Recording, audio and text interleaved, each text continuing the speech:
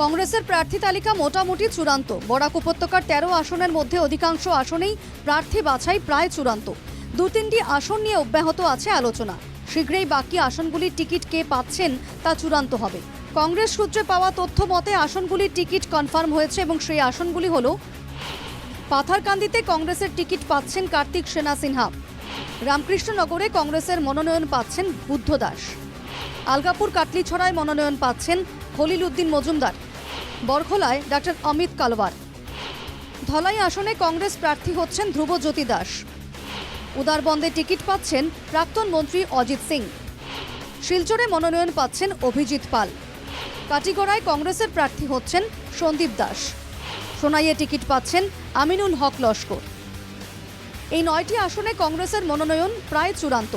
শুধুমাত্র স্ক্রিনিং কমিটির সিলমোহর বাকি যে 2-4টি আসন নিয়ে আলোচনা চলছে সেই আসনগুলি হচ্ছে: দক্ষিণ করিমগঞ্জ, উত্তর করিমগঞ্জ, হাইলাকান্দি ও লক্ষ্মীপুর। সূত্রের খবর, দক্ষিণ করিমগঞ্জ থেকে 3টি নাম পাঠানো হয়েছে দিল্লিতে: আমিনুর রশিদ চৌধুরী, রফিক আহমেদ ও আব্দুল সবুর তাপাদার। আব্দুল সাবুর তাপাদারের বিরুদ্ধে রয়েছে দলবিরোধী কাজের অভিযোগ।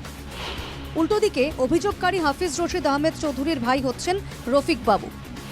ফলে টিকিটের দৌড়ে কিছুটা হলেও এগিয়ে রয়েছেন আমিনুর রশিদ চৌধুরী। উত্তর করিমগঞ্জ আসন নিয়েও রয়েছে কিছুটা জট। কোন সম্প্রদায়ের নেতাকে দেওয়া হবে দলের মনোনয়ন, হিন্দু না মুসলিম, বিষয়টি নিয়ে চলছে আলোচনা। মুসলিম প্রার্থী হলে টিকিট পেতে পারেন আহমেদ শাহিল। হাইলাকান্দি আসন নিয়েও রয়েছে কিছুটা জটিলতা, কারণ হাইলাকান্দিতে রাহুল রায়কে নিয়ে চলছে আলোচনা, কিন্তু রাহুল মনোনয়নের জন্য আবেদন করেননি বলে খবর। এমনকি এখনও বিষয়টি নিয়ে মৌন রাহুল রায়। ফলে হাইলাকান্দি আসনে কংগ্রেসের মুখ হতে পারেন নৈরিতা জয়শুক্ল। এদিকে লক্ষ্মীপুর আসনে ভালো মুখ খুঁজে পায়নি কংগ্রেস নেতৃত্ব। আগামী 2-1 দিনের মধ্যেই সব ছবি জলের মতো পরিষ্কার হয়ে যাবে। আপাতত দিল্লিতে স্ক্রিনিং কমিটির বৈঠকের দিকেই সবার চোখ, কারণ কংগ্রেসের সবকিছু ফাইনাল বলে কিছুই নেই।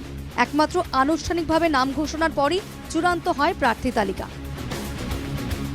Bureau report, NKTV Bangla.